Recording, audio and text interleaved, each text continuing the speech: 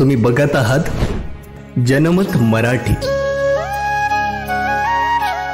Police आयुक्तालय नाशिक शहर व युवा शक्ती फाउंडेशन यांच्या संयुक्त विद्यमाने आयोजित भव्य नोकरी मेळाव्यामध्ये आज नाशिक, जळगाव, कांदिवली, गोवा, रत्नागिरी व पुणे या विभागातील एकूण 22 कंपन्यांचा 1325 रिक्त पदांसाठी मुलाखती घेण्यात आल्या। कंपन्यांमध्ये IT, automobile, pharma, capital goods, banking तसेच इतर क्षेत्रातील नोकरीच्या संधी उपलब्ध होत्या।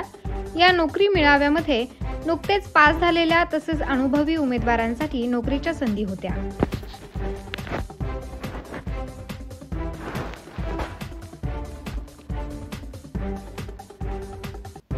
मेळाव्यामध्ये सहभागी झालेल्या कंपन्यांनी अप्रेंटिस, ट्रेनी, फिक्स टर्म तसेच कंपनी रोलवरील पदांसाठी मुलाखती घेतल्या। मेळाव्यामध्ये एकूण 513 युवक युवतींचा सहभाग होता। त्यापैकी 431 गरजू उमेदवारांना वेगवेगळ्या कंपनीमार्फत नियुक्तीपत्र देण्यात आले।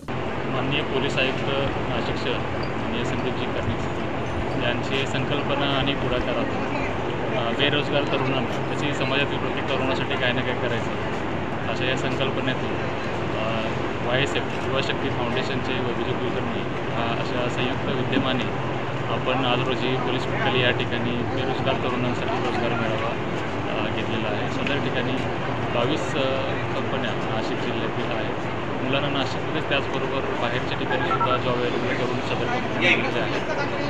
तर सदर बद्दल आम्हाला माननीय पोलीस उपायुक्त परिमंडळवर माननीय मोनिका राऊत मॅडम तसेच कंपनी विभागाचे ज्या कॅन्डिडेट्सनी अजून रजिस्ट्रेशन केलेलं नाही त्यांनी समोर रजिस्ट्रेशन करून घ्यायचे यांनी आम्हाला सतत प्रेरणा दिली, मदत केली आणि त्या अनुसरून आज रोजी हा कार्यक्रम पार पडला आहे।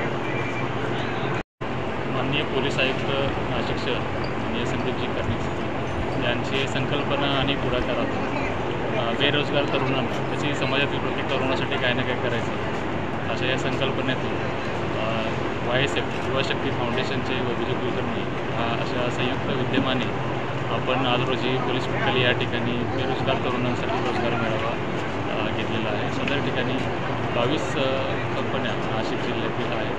मुलांना नाशिकमध्येच त्याचबरोबर बाहेरच्या ठिकाणी सुद्धा जॉब अवेलेबल करून सदर कंपन्या घेतल्या आहेत।